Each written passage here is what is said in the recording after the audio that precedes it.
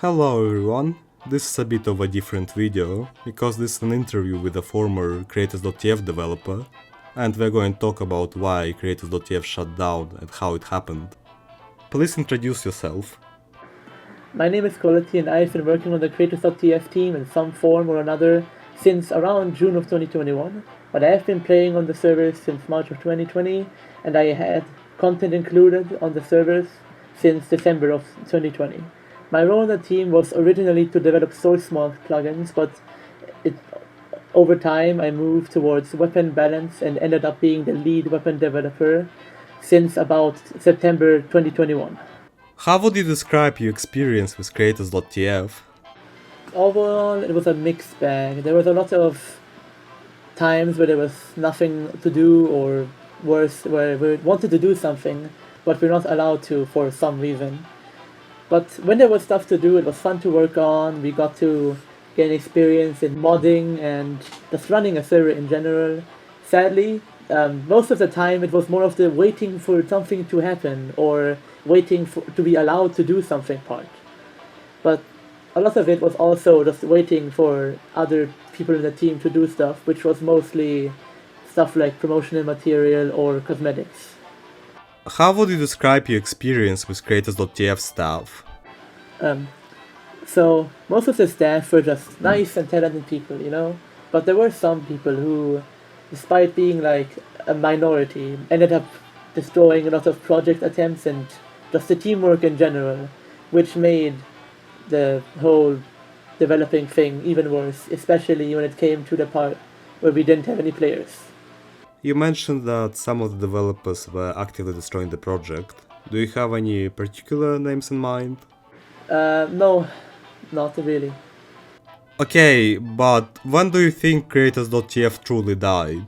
So there was a time, like a month away from the MVM shutdown, where we started talking about what we need to do after. So we didn't think of any big idea that we could do in a reasonable amount of time.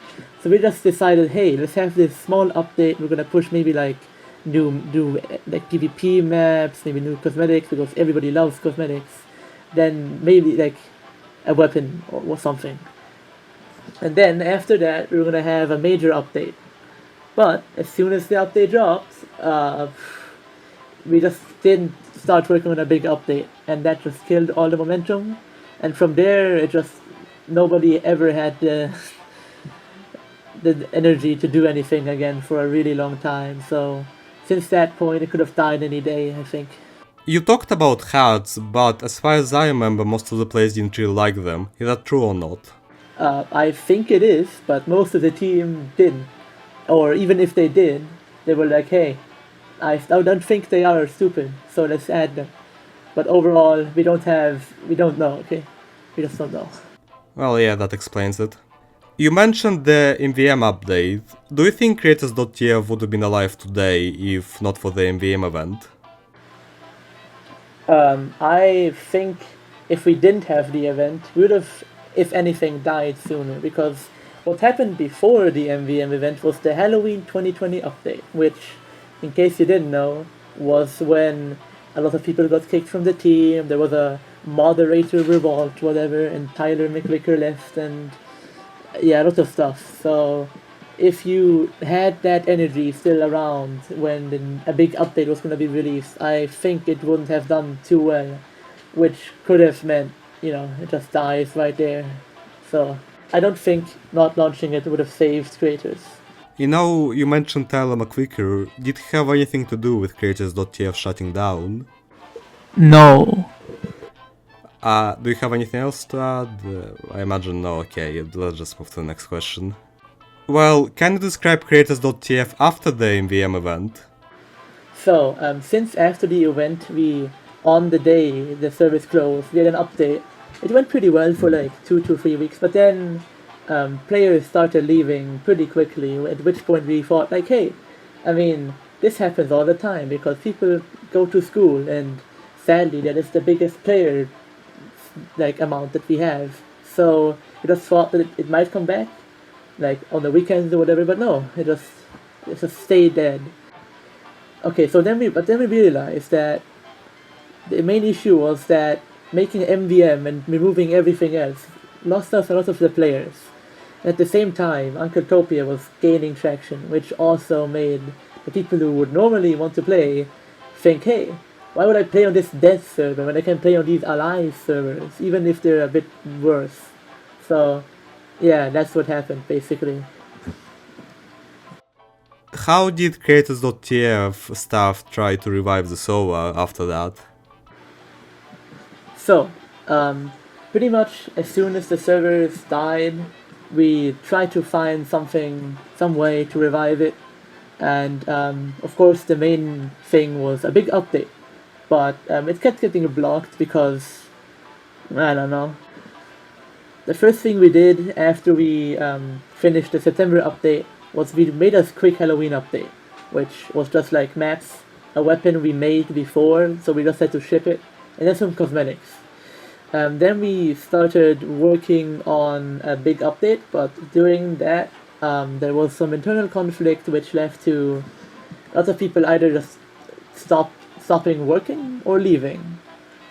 So, yeah. And then, in January 2022, there was a change of leadership, which meant that a lot of people came back, at least the core people did.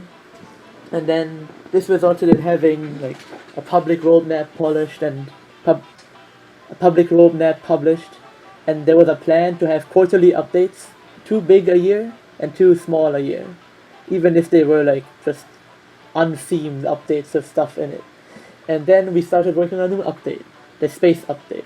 As you might guess, the space update was going to have space-themed items, was going to have an ARG, was going to have at least 9 weapons, was going to have a new economy system, which importantly removed hats, and was going to be a multi-day update, just like the most beloved update we had, Hazardous Environments.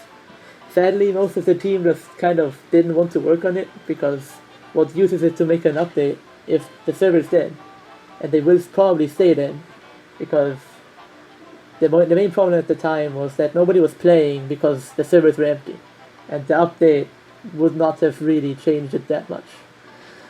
Then after that, we just all really went inactive for a while, and then at some point we were like, hey, nobody's doing anything, I might as well give up. And then that's when creators stopped existing. Well, that sounds quite sad, but do you think that big space update would have revived the server? It's too hard to tell. A lot of guessing involved in saying that, because the main thing is, do the players want to play on empty servers if there's no stuff on it?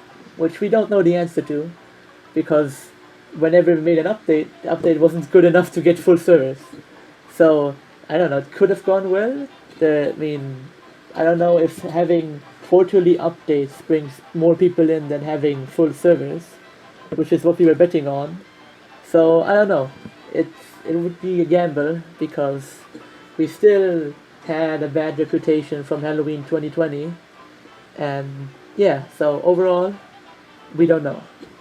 But probably not. If we go back to the topic of Creators.tf dying, what was the reaction of the player base and the staff? Well, considering we had no players, the reaction was, despite what we expected, it was, hey, no, why are you closing down? I always wanted to play on Creators, but nobody played on the servers, so it didn't matter. And from the staff, since everybody who wanted to leave and doesn't care anymore left already, it was mainly being sad that there was a lot of work wasted and not being able to make cool, hopefully fun content anymore, but also being happy that you don't have to waste your time on nothing anymore. I see, but what do you think was the main reason of Creators.tf shutting down? So, I would say the 2 main reasons, like overall, were 1, the Halloween 2020 update, and 2, their really bad organization. So, the Halloween 2020 update, it was bad. I think you heard that before. But it was so bad that some people thought, hey, Creators, it died in Halloween 2020. And it's kind of hard to tell people who think you don't exist that there's an update. So yeah, that was a big problem, probably the biggest problem, which we would never ever have been able to fix. And the other problem was, and our team organization was like Valve, except unlike Valve, there, I mean, except somewhat unlike Valve, there are like 4 project leads or whatever who have unchecked absolute control. I mean, most of them didn't do much, but still, it meant that whenever something had to be done, you kind of have to rely on them because they have access to everything. So that kind of slowed us down, and also since you only had one project at a time most of the time, just being able to work on anything meant most people didn't work on anything because there's nothing to work on. Because you always need like at least one source mode developer to do something, which most of the time they didn't. You talked about Halloween 2020 update. What was added there? I don't even remember. It was pretty long ago. I think it was just like maps, some Halloween only cosmetics, and then a battle pass, which didn't do much. So, considering how little it added, kind of a waste to kill a project over it. Yeah, that does kinda suck, but let's move to the next one. Was there any drama involved? If you call an internal conflict drama, then yeah. There was one guy in the project leads department which kept shutting down projects or ideas because, hey, we don't have enough people on the team and not enough resources, even though we had like 40 people on the team who all wanted to do stuff to some extent. And then just were told, no, you don't have the people for it.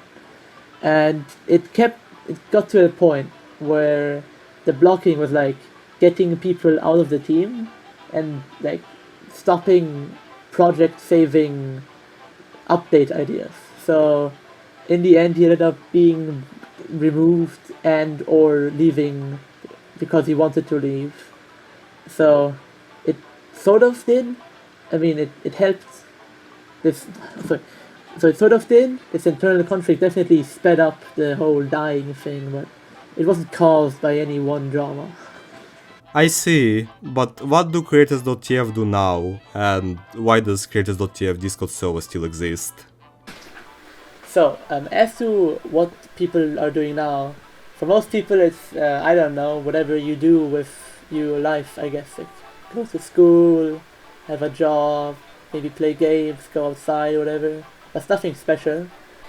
But some people in the team and me did start on a new project, namely TF2 Source 2, which you might know. Probably didn't know it was made by Creators.tf, but yeah, we started doing that, and that was also partially why some people on the team had less time to work on Creators, because we were also working on it parallel for the last, like a year or so. But in addition to that, I recently have been working on trying to at least somewhat revive a bit of Creators. That was fun to me and a few other people, I heard. Basically, it's like the config of Creators with like no random crits, like map rotation, anti-cheat, whatever. And then you just put it on a server with no custom content, because not enough people use or care about the custom content. So that's what I'm doing. And as to why the server still exists, that was the only active part of the server we had at the end, and there was no reason to delete it, so we just kind of kept it. I see, but can you tell us anything about TF2 Source 2, because that sounds interesting. I can tell you it is still being developed despite what the website looks like with the empty blog and all. We're kind of fighting face punches restrictions very hard, but